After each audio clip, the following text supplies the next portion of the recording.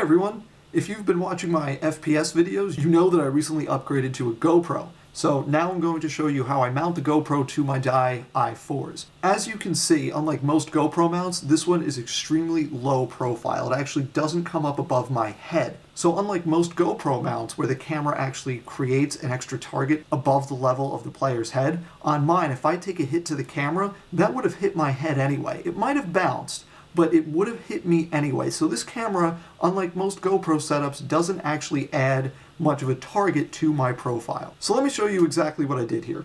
Before we get started, I'm sure you're wondering, and the answer is yes, this involves both duct tape and zip ties. You're welcome.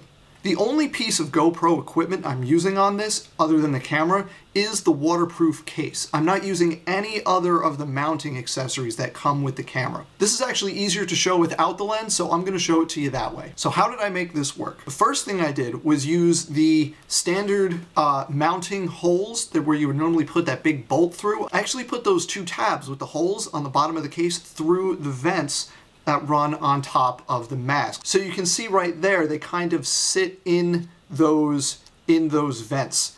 And I put two zip ties through the vents and the holes and then back out the bottom to hold it in place. That's an extremely secure attachment as far as making sure the case doesn't pop out. It doesn't prevent it from wobbling or anything, but it does ensure that the case sits right on top of the mask, very low, and it's not going to pop off at any point. To get it positioned just right, I had to do a couple of things. First, I had to cut a little notch, actually, in here to accommodate those tabs that hang down. I had to cut a little notch in this piece of plastic right here that actually comes up and over those vents so that the forward angle of those two plastic tabs had enough room to sit without forcing the camera to lean backwards. Once I did that, it was just a matter of adjusting the camera angle to get it correct. To do that, I used two things. One is folded duct tape, and you can see right there are folded pieces of duct tape, and then on the front there's another one right in here.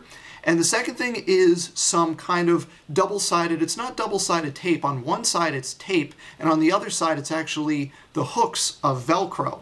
And by putting two pieces of that together, hooks to hooks, and having the sticky sides facing up and down, that provided just enough thickness that I can put it under the case of the camera here. It sticks to both the case and the duct tape underneath it, so it provides a stable platform for the camera. It's not going to rock side to side or forward and back.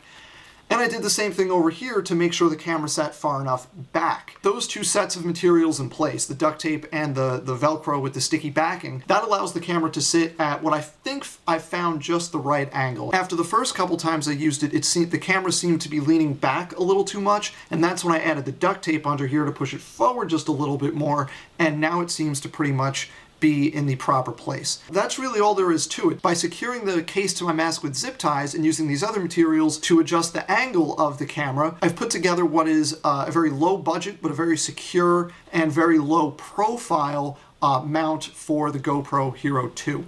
Thanks for watching. See you later.